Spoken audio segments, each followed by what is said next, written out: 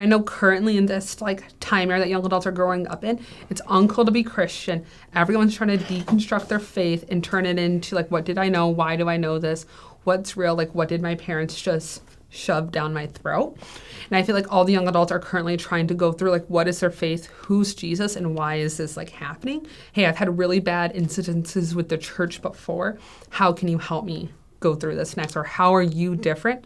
Are you going to hurt me like how I've been hurt in the past? Like we have more traumatized young adults that we meet than non. I think what we're going to start seeing in church communities is people who don't have a people. Like people who are actually looking for connection because they don't have anyone or anything. Mm-hmm.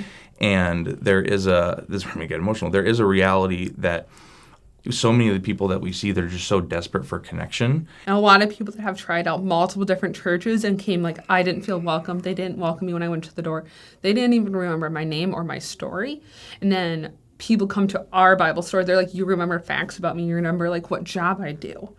And then like you even text me during the week to make sure like, you know that I'm thinking about you and that we're like praying for you. And they just say that's something so different than they have experienced at any other church that they have gone to. What we try and really do is take sin very serious, and like we recognize that in our Bible studies, in our worship. Like we very clearly talk about the effects of sin and the damages of sin. But one of the things that we try and we prioritize in sort of the way we do ministry is not be surprised when sin happens.